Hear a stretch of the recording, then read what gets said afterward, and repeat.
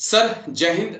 Major general राजन Kochhar sir, जय हिंद। बहुत बहुत शुक्रिया समय देने के लिए। Thank you sir. जय Hind Rajesh ji. Thank you sir, आपने समय दिया। दरअसल मणिपुर को लेकर मैंने आपके साथ बात करनी थी। जिस प्रकार से मणिपुर के हालात बद से बदतर होते जा रहे हैं और अब जो खबरें सामने आ रही हैं कि एक बड़ा ऑपरेशन मणिपुर में चलाया जा सकता है आतंकियों के खिलाफ। जिन लोगों ने 6 लोगों की हत्या की उनको तलाशने की बात हो रही है। ऐसी खबरें भी आ रही है कि तमाम बड़े नेताओं की मणिपुर में बैठक हुई है। कुछ एक्स्ट्रा ट्रुप्स भी भेजे गए हैं। जो सूचनाएं आ रही हैं कि 50 के आसपास कंपनियां जो हैं उनको मणिपुर भेजा गया है। असम राइफल को और पावर दी जा रही है, इंडियन आर्मी को और पावर दी जा रही है, ताकि अब वो वक्त आ गया कि एक फाइनल असाल्ट जो है वो लॉन्च किया जाए, चाहे फिर वो कुकी हो, चाहे मैतेई हो या फिर नागाज हो। तो किस प्रकार आप देख रहे हैं सर जो मणिपुर के हालात हैं, और क्या वाकई में मिलिट्री पावर के जरिए हम मणिपुर के हालात में एक सुधार ला सकते हैं, या एक पॉलिटिकल पहल की भी ज्यादा जरूरत है सर? राजेश जी, बहुत इम्पोर्टेंट प्रोग्राम है, बहुत इम्पोर्टेंट मुद्दा है और इसको सामने लेके आना और आपके जो भी आपके व्यूअर्स हैं, दर्शक हैं, उनको एक क्लियर अंडरस्टैंडिंग सिचुएशन की देना बहुत ज़रूरी है। अनफॉर्चुनेटली ये एक पॉलिटिकल प्रॉब्लम की तरह इसको ट्रीट किया गया है और आप जानते हैं कि प्रीडोमिनेंटली इसकी पॉपुलेशन मणिपुर में ज़्यादा है। 53% मेतीज हैं जी और बाकी जितने भी एथनिक ट्राइब्स हैं वो कुकीज आप ले लीजिए, नागाज ले लीजिए, वो बैलेंस आपके 47% में आते हैं। बिल्कुल सर। एक क्लैरिटी आपको होनी चाहिए कि मणिपुर जो स्टेट है, क्योंकि मैं वहां पे गया हूं। ओके। मैंने मिजोरम में सर्व किया है, बट वो एक सिस्टर स्टेट्स हैं, तो वो मणिपुर में भी, इम्फाल में भी मैं रहा हूँ कुछ देर। बिल्कुल बिल्कुल। तो हमको ये अंडरस्टैंड इसको करना पड़ेगा कि ये जो स्टेट है इसमें डिफरेंट डिफरेंट एथनिसिटी के लोग रहते हैं। 1947 से ही एथनिसिटी के लोग रहते थे। ब्रिटिश इनको पहले अपना रूल करते थे। वो दो तरीके की चीज़ों को एक्चुअली समझना पड़ेगा। सबसे पहले हमको अंडरस्टैंड करना पड़ेगा कि इसकी ज्योग्राफी किस प्रकार की है मणिपुर की। Okay sir. एक आपका पहाड़ी इलाका है, एक आपका हिल एरिया है और एक आपकी वैली है। तो इसको बेसिकली हम अगर इस चीज को अगर समझने की कोशिश करें कि दो एरियाज में मणिपुर बटा हुआ है। Okay sir. एक वेल डेवलप्ड एरिया है और एक अंडर डेवलप्ड एरिया है। जी वेल डेवलप्ड एरिया में मेती रहते हैं जी। और अंडर डेवलप्ड एरिया में कुकी और नागा और ये जो बाकी ट्राइब्स रहते हैं। तो एक डिस्पैरिटी आपको यहाँ पे दिखाई देती है। मैं अभी आपको फॉल्ट लाइंस के बारे में बता रहा हूँ। Okay sir, done. Fault lines के बाद हम एक्चुअल प्रॉब्लम के ऊपर डिस्कस करेंगे। बहुत जरूरी है कि फॉल्ट लाइन देखिए, कोई भी स्टेट में, कोई भी कम्युनिटीज में अगर आप उसमें फर्क पैदा करेंगे जी और फॉल्ट लाइंस को रेक्टिफाई नहीं करेंगे तो आप देखेंगे आने वाले वक्त में वहां पे प्रॉब्लम होके रहेगी। बिल्कुल सर, बिल्कुल। पहली फॉल्ट लाइन ये है कि आपको ज्योग्राफिकली, आपको मैंने बता दिया, under developed and well developed आपके दो एरियाज हैं। ओके। आप एक वेल डेवलप्ड एरिया में उनको पूरी एबिलिटीज मिलती है, कुकीज को एबिलिटीज नहीं मिलती है। तो पूरे जॉब अपॉर्चुनिटीज मैती ले जाते हैं, कुकीज को जॉब अपॉर्चुनिटीज नहीं मिलती हैं। वो अपने जो हिल एरिया में रहते हैं और वो अपनी कल्टीवेशन करते हैं, उनके पास फॉरेस्ट का लैंड है। जी दूसरा है कि जब आपके पास उनके पार्लियामेंट में जो सीट्स है, अकॉर्डिंग टू मेरी इंफॉर्मेशन, तकरीबन 60 मेंबर हैं पार्लियामेंट के, और 40 सीट्स वैली के लिए है ओके। और 20 सीट्स हिल्स के लिए है। तो आप देखेंगे कि अमूमन जब भी इलेक्शन होंगे जी एक तो मेथी की गवर्नमेंट पावर में आएगी, बिल्कुल। क्योंकि आपने जिस तरीके से सीट्स का आपने विभाजन किया है 40-20, वहां पे आप देखेंगे कि हमेशा एक मेथी का चीफ मिनिस्टर आपको मिलेगा। जी क्योंकि के अगर आप इसको हिस्ट्री में भी इसको चले जाएं तो कोई इक्का दुक्का को छोड़ के उनका कोई चीफ मिनिस्टर बना नहीं। ओके। दूसरी चीज आपकी हो गई कि इसका डिवीजन जो आपकी सीट्स का है जी वो एक सही तरीके से डिवीजन नहीं है। तीसरी फॉल्ट लाइन, आपको दो फॉल्ट लाइन मैंने बता दी। तीसरी फॉल्ट लाइन है कि जहां पे शेड्यूल्ड कास्ट शेड्यूल्ड ट्राइब्स की आपने एक क्लासिफिकेशन करी है और आपने कुकीज को एक शेड्यूल्ड ट्राइब में डाला है और ओके। और आपने उनको हक दिया है कि उनकी जमीन जो है जो हिल एरियाज में है वो उसके ऊपर मेतीस का आपका न कोई आपका हक नहीं रहेगा। तो ठीक। अब बीच में एक हाई कोर्ट जजमेंट आती है जिसमें ये फैसला लिया जाता है कि मेतीस भी वहां पे जमीन खरीद सकते हैं। तो जी उससे अब क्या हुआ, ये सारी चीजों में पहले से ही अनरेस्ट था। अब ओके। पहले से ही ये कुकीज नाराज थे कि भाई उनके साथ एक सौतेला व्यवहार किया जा रहा है। फिर आपने जो उनकी जमीन थे उस पे भी आपने बोला कि मेतीज उसको वहां पे एक्चुअली खरीद सकते हैं। और ये फैसला क्यों किया गया, क्योंकि जो खेती होती है वहां पे अमूमन वहां पे ओपियम प्लांटेशन होती है। ओपियम जी आपकी ड्रग्स बनती है, आपकी एक माफिया है वहां पे काम करने में और उसमें बहुत पैसा है। ओके। तो मेतीस को ये लगा कि अब अगर हम इनकी जमीन पे कल्टीवेशन करेंगे तो हम और यू नो लाखों रुपए हम इस पे कमा कमा पाएंगे। सकते हैं बिल्कुल तो सर। तीसरी फॉल्ट लाइन आपकी आपकी ये रही। तो ओके। अगर आप इन फॉल्ट लाइंस को दूर नहीं करेंगे और अगर आपने जैसे बताया कि वहां पे आपने 50 कंपनीज आपने भेज दी हैं, अब क्या हासिल कर रहे हैं वहां पे आप? जो कुकीज की आप उनको उसको अरेस्ट कर सकते हैं, आप उनको जी कुछ दिनों में बंद कर सकते हैं, बट क्या आपने वो प्रॉब्लम को एड्रेस किया? हम पिछले 1.5-2 साल से देख रहे हैं मणिपुर में ये प्रॉब्लम चल रही है। जी आपका प्राइम मिनिस्टर एक बार भी विजिट नहीं करता है, आपका चीफ मिनिस्टर वहां पे लॉ एंड ऑर्डर को अ, इसको रिस्टोर नहीं कर पा रहा है, नाकामयाब हो रहा है। आप उसको कितने चांसेस दोगे? और जब मेथीस के साथ अभी ये हादसा हुआ, ओके। 6 बिल्कुल फैमिली सर। जो इसको मेथी थे वो, तो अभी आपको बहुत कंसर्न हो गया मणिपुर का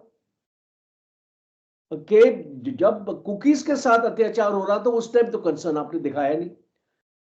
और एक और फॉल्ट लाइन मैं आपको बताता हूं, army armed forces special powers okay. Act. AFSPA जी आपने तकरीबन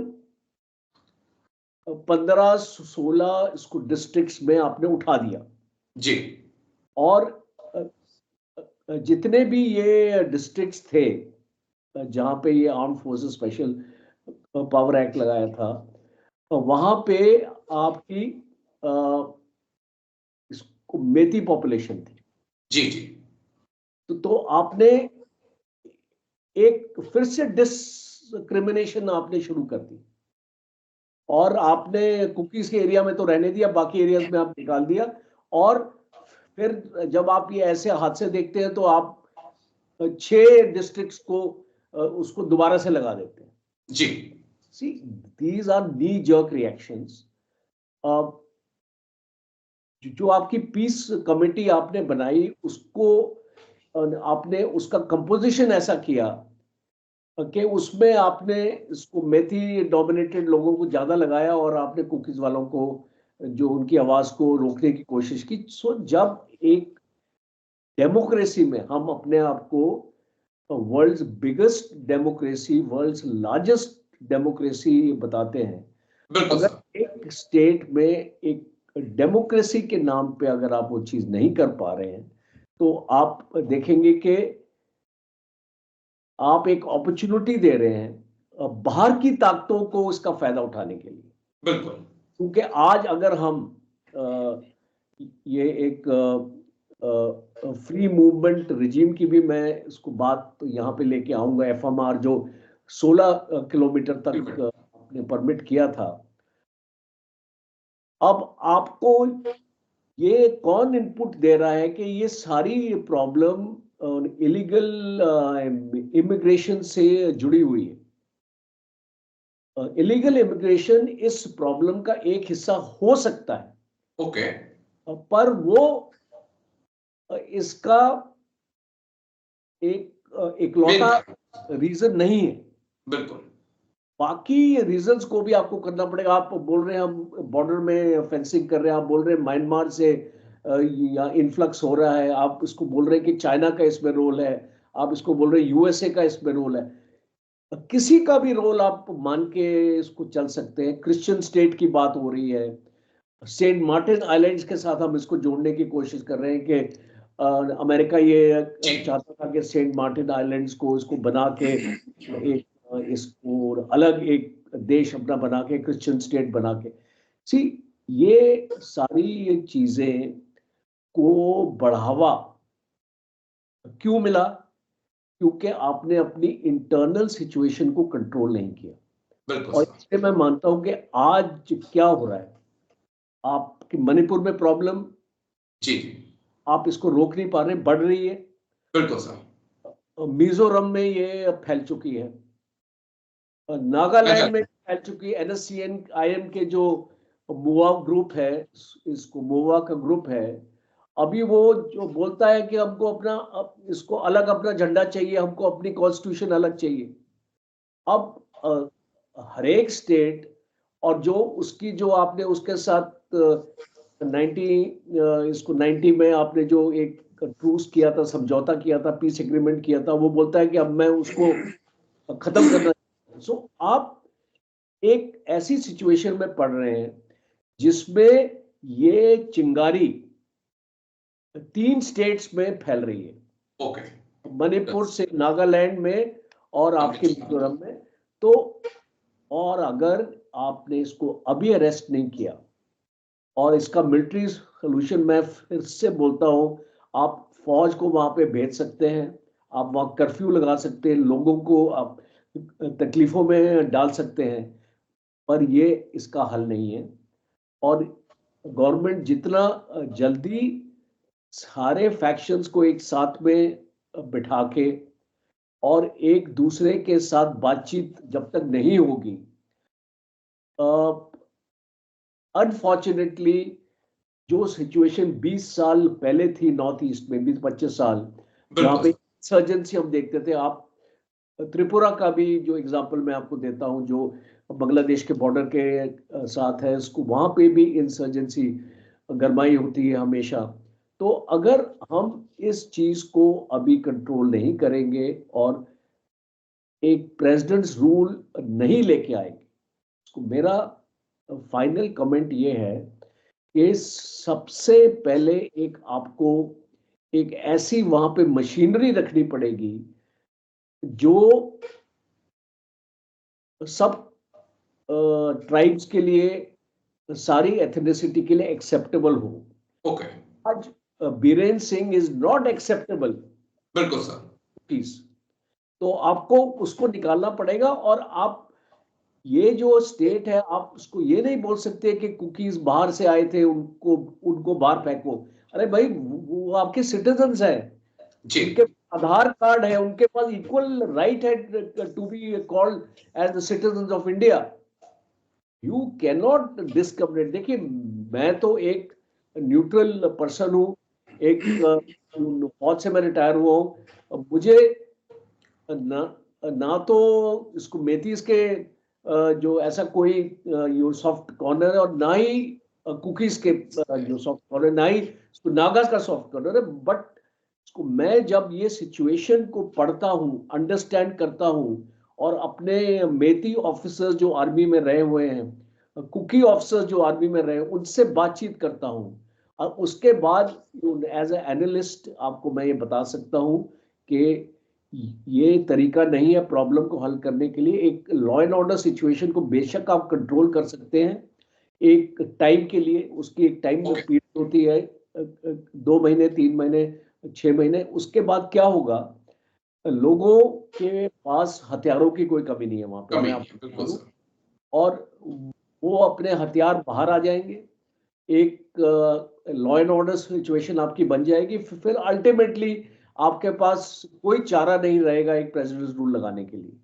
तो ये इसको मेरा इसको सोचना है इस मणिपुर इशू के बारे में। ठीक सर, 2-3 पॉइंट मैं और समझना चाहूंगा आपसे, क्योंकि दिल्ली में एक खामोशी सी दिखती है मणिपुर को लेकर, इम्फाल को लेकर। कई इस क्योंकि 3 मई 2023 से लेकर आज 20-21 नवंबर 2024 तक ये हिंसा चल रही है लगातार। हजारों की तादाद में लोग विस्थापित हैं, बफर जोन बीच में बना दिए गए हैं, लेकिन उसके बाद भी हम इस हिंसा पर लगाम नहीं लगा पाए हैं। इसके पीछे कोई रीजन है क्या? कोई कुछ देख पा रहे हैं आपकी? ऐसा कैसे कैसे पॉसिबल हो सकता है सर? देखिए, इसके 2-3 पहलू हैं। गवर्नमेंट के पास एक तो इंटेलिजेंस मशीनरी है, उनको क्या इंटेलिजेंस मिल रही है वहां से, और बॉर्डर से तो उनको जो क्या इनपुट्स मिल रही हैं, वो एक इनपुट्स उनके लिए एक मेजर सोर्स होती है। कोई भी गवर्नमेंट जी पॉलिसी डिसीजन ले, या एक स्टेट के बारे में उसको सोचे कि वहां प्रेसिडेंट रूल लगाना है नहीं लगाना है, पहली चीज होती है कि वो वहां की जो इंटेलिजेंस इनपुट्स है उनके पास क्या आ रही है। जी। Point number 1। पॉइंट नंबर 2, ये इंटेलिजेंस इनपुट्स उनको कौन फीड कर रहा है। गवर्नमेंट को ये इंटेलिजेंस जो इस एरिया के बारे में है कि ये जो प्रॉब्लम हो रही है, हिंसा हो रही है, और ये सारी चीजें हो रही हैं, तो ये कौन सी एजेंसीज इनको फीड कर रही है इंटेलिजेंस। ओके। और तीसरी है कि कितनी क्रेडिबल है ये इंटेलिजेंस। जी क्या ये एक तरफा आपको एक सिचुएशन को आपको आपको बता रही है, या एक 360 डिग्रीज ऑल राउंड इंटेलिजेंस आपको मिल रही है। गवर्नमेंट चौथा है, यहाँ पे आपकी अपनी गवर्नमेंट है। जी बिल्कुल। क्या आपको डर है कि ऑपोजिशन इस चीज का फायदा उठाएगा कि आपकी गवर्नमेंट फेल हो गई, और ये एक इलेक्शन मुद्दा बना के बाकी स्टेट्स में भी फैलाया जा सकता है कि बीजेपी की गवर्नमेंट वहां पे मणिपुर में फेल हो गई, और इसको गवर्नमेंट ने इस सिचुएशन को ठीक तरीके से कंट्रोल नहीं किया। आज आप देख रहे हैं कि जो ऑपोजिशन लीडर है कांग्रेस का, उसने प्रेसिडेंट ऑफ इंडिया को चिट्ठी लिखी, बिल्कुल। और उसने उसको बताया है कि उसने कंपेयर किया है मणिपुर को गजा से, और उसने बताया कि वहां पे इतनी बदतर हालात हैं, और उसको प्रेसिडेंट को इंटरवीन करने के लिए, प्रेसिडेंट क्या इंटरवीन करेगा। बिल्कुल, जब तक सरकार नहीं चाहेगी। प्रेसिडेंट भी तो सरकार का ही है ना। बिल्कुल सर, बिल्कुल। जो प्राइम मिनिस्टर एडवाइस करेगा, जो काउंसिल ऑफ मिनिस्टर एडवाइस करेंगे, उसके एडवाइस पे प्रेसिडेंट काम करता है। बिल्कुल सर। अब प्रेसिडेंट अपने आप तो कोई ऐसा डिसीजन ले नहीं सकता। जी अब हमारी कॉन्स्टिट्यूशनली हमारी जो यू प्रोविजन ऐसे हैं कि president is bound by the decision of the prime minister and the council of ministers. तो हम ये जो चीज को उसको समझने की कोशिश करें। मुझे इसको समझ नहीं आता है कि मोदी जी इतने देशों में जाते हैं, दौरा करते हैं और इसको देश से बाहर इतने अच्छे हमारी छवि इसको क्रिएट की है इसको मोदी जी ने, कि अभी बाहर के देश भी भारत के साथ हाथ मिलाना चाहते हैं। तो क्या उनकी कंपल्शन क्या है? अब मुझे एक इनपुट इसको किसी ने अपने ये दी थी कि वहाँ इंटेलिजेंस एजेंसीज ने मोदी जी को बताया कि आपकी जान को खतरा है अगर आप वहां पे जाएंगे।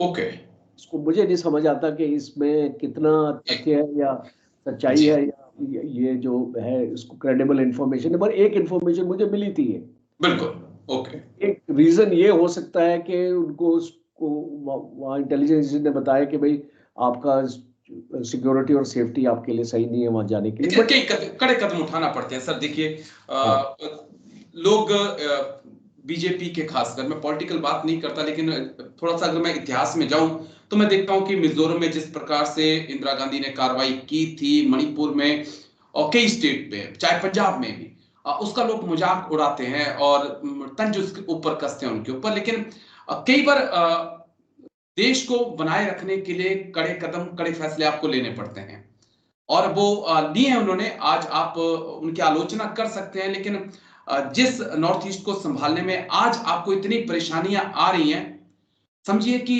जब इस नॉर्थ ईस्ट को भारत के साथ जोड़ा गया होगा तो फर्स्ट प्राइम मिनिस्टर और फर्स्ट होम मिनिस्टर के आगे कितनी बड़ी चुनौती रही होगी। ये पॉइंट है। बस एक और चीज मैं बस आखिरी पॉइंट आपसे समझना चाहूंगा जो थोड़ा सा हटकर है। एक मतई कुकी को भारी समझना, कुकी को लगातार ये कहना कि ये मणिपुर के नहीं है, बाहर से आए हैं। अब किसी इंसान को बार बार यही कहा जाए कि ये इस देश का नहीं है, ये बाहरी है, ये यहाँ का नहीं है, एक अलगाव की भावना पैदा करता है सर। उस पर मैं छोटा सा रिएक्शन चाहूंगा और एक रिएक्शन असम राइफल पे भी चाहूंगा, क्योंकि कुकी और मैतेई के बीच असम राइफल ऐसा लगता है कि बढ़ चुकी है। तमाम ऐसे कमेंट्स आ रहे हैं, मतई कहते हैं कि नहीं, ये कुकी के पक्ष में काम कर रही है, कुकी को बिक चुकी है, कुकी ना जाने क्या क्या जो है वो रेजिमेंट असम राइफल को दे रहे हैं। सेम सेम मतई मतई के ऊपर ये आरोप लग रहा है। तो असम राइफल का रोल आप यहां पर कैसे देखते हैं? क्योंकि पूरी जिम्मेदारी तो उन्हीं के ऊपर थी। कहां फेल हो गई Assam rifle? Assam rifle fail नहीं हुई। जी। मैं आपको एक सिंपल सी चीज बताता हूँ। बिकॉज मैं 37 साल फौज में रहा हूँ, साइबर राइफल्स के साथ हमारा काफी इंटरेक्शन हुआ। जब भी हम बिल्कुल बॉर्डर सर। में पोस्टेड होते थे तो असम राइफल के साथ हमारा इंटरेक्शन होता था। वो बहुत ही बेहतरीन फोर्स है और एक बहुत अच्छा काम कर रही है। और सबसे इम्पोर्टेंट, आपकी दर्शकों को भी मालूम होगा कि असम राइफल्स में जितने भी कमांडर्स हैं वो तो आर्मी से ही डेपुटेशन पे गए हैं। जी। वो कोई कुकीज और मैतीज नहीं है। बिल्कुल सर। और जो एक्शन असम राइफल्स लेती है वो अपने कमांडर्स के आदेश पे लेती है। तो अगर आप असम राइफल के ऊपर उंगली डाल रहे हैं तो आप एक्चुअली फौज के ऊपर उंगली डाल रहे हैं। बिकॉज ये जितने भी कमांडर्स हैं असम राइफल्स में ये सारे फौजी हैं। तो या तो आपको कॉन्फिडेंस नहीं है इन फौजियों के ऊपर, या आपको ऐसे लगता है कि ये आपका एजेंडा आगे लेके नहीं जा रहे। ओके। तो ये बिल्कुल गलत होगा एक डिसिप्लिन्ड यूनिफॉर्म फोर्स के अगेंस्ट ऐसे एलिगेशन लगाना। और मुझे तो आश्चर्य है कि कुछ बटालियंस को आपने वहां से मूव करके जेएनके भेज दिया और वहां पे सीआरपीएफ लेके आ गए। अब आप इसको मुझे बताइए, अब लोग सीआरपीएफ के अगेंस्ट हो गए बिल्कुल सर। और इसको सीआरपीएफ के जवानों को एक थ्रेट मिला है कि अगर आप इसको बाहर निकलेंगे अपने कैंप एरिया से तो आपकी जो सिक्योरिटी है वो आपकी क्वेश्चन में रहेगी, आप अपनी सिक्योरिटी का खुद इंतजाम करें। अरे भाई, एक जब एक आपको यूनिफॉर्म्ड फोर्स वहां पे आ गई है, आपने सोचा कि असम राइफल्स बायस थी और जी। आपको ऐसा लगा कि असम राइफल कुकी के बारे में ज्यादा। असम राइफल वही काम करेगी जो करेक्ट होगा, वही काम करेगी उस सिचुएशन को डिफ्यूज करने के लिए। अगर वहां मेथीज प्रॉब्लम क्रिएट कर रहे हैं तो मेथीज के अगेंस्ट कार्रवाई होगी, अगर कुकीज प्रॉब्लम क्रिएट कर रहे हैं तो कुकीज के अगेंस्ट कार्रवाई होगी, नागास के अगेंस्ट कार्रवाई होगी। तो ये मैं इसको बिल्कुल रबिश करता हूं, ये जो पॉलिटिकल स्टेटमेंट्स आती है असम राइफल्स के बारे में। Assam rifle is a very efficient, disciplined, uniform force which has got army commanders at every level. आपके जो कंपनी कमांडर से लेके बटालियन कमांडर से लेके आपकी जो ब्रिगेड लेवल की जो है उनके ग्रुप्स हैं, वो जो सारे उनका फौजी कार्डर है। तो let us not play games with the security forces और उनको एक पॉलिटिकल अरीना में नहीं लेके आए, बिकॉज कल आप इसको फौज को भी पॉलिटिकल अरीना में लाएंगे कि भाई ये तो फौज अगेंस्ट है, तो हम उसको हमको ऐसी जो भी एलिगेशंस आती हैं हमको उसको कंडेम करना चाहिए सबसे पहले। और अगर उसमें कोई तथ्य है, अगर उसमें कोई फैक्ट है तो इंक्वायरी होगी। वो जो भी एक कमांडर है अगर उसने गलत काम किया है मेथीज के against, he will be responsible and answerable, but वो एबरेशंस होते हैं। एक आधा इसको केस आपको मिलेगा, हर एक फौज में मिलता है। जेएनके में भी हमने देखा है कि जो कुछ गलत फेक एनकाउंटर जी एक्शंस लिए हैं इसको फौजियों ने, उनके अगेंस्ट कार्रवाई हुई है। तो इसलिए आपके व्यूअर्स को और आपको मैं बस इतना बताना चाहता हूं कि इसमें Assam rifles is a very very this thing, and उसके बारे में हमको हमको एलिगेशन। और एक लास्ट पॉइंट है कि ये मोराल के ऊपर बहुत फर्क पड़ता है। ओके, फोर्स के इसको मोराल पे बहुत फर्क। अगर आप इसको फोर्स के अगेंस्ट एलिगेशन लगाएंगे तो कल उनको लगेगा कि अगर ऐसा एक्शन लेंगे तो हो सकता है कि हमको कोर्ट में जाना पड़े या बिल्कुल सर, बाद में हमको अरेस्ट कर दिया गया, क्योंकि army commander special arm forces special power act की उनको जो एक बफर मिलता आपने निकाल दिया, और आपने जो 16 अपने डिस्ट्रिक्ट से arm forces special power act निकाल दिया। तो अभी जो कोई भी एक्शन वो लेंगे तो they are liable to the legal jurisdiction or the legal systems in the country। तो वो फिर अपनी ड्यूटी अच्छी तरीके से नहीं निभा पाएंगे। बिल्कुल सर, ये बड़ा अहम पॉइंट है। एक प्रेशर उनके ऊपर भी क्रिएट होगा, लेकिन बड़ी बारीकी से आपने तमाम पहलुओं को समझाया सर। आई होप कि कुछ कड़े कदम उठाने पड़े तो उठाए सरकार, क्योंकि इस हिंसा पर लगाम अब बहुत जरूरी हो चुकी है, और अगर इस चिंगारी को यहाँ पर नहीं रोका गया तो ये आंच पूरे नॉर्थ ईस्ट तक पहुंच सकती है, और ऐसा देखने को भी मिल रहा है। शुक्रिया मेजर जनरल राजन कोचर सर, बहुत बहुत शुक्रिया, आप आए और इतनी बारीकी से आपने बात रखी। थैंक यू सर, जय हिंद। इसके लिए thank you sir. Thank you Rajesh ji.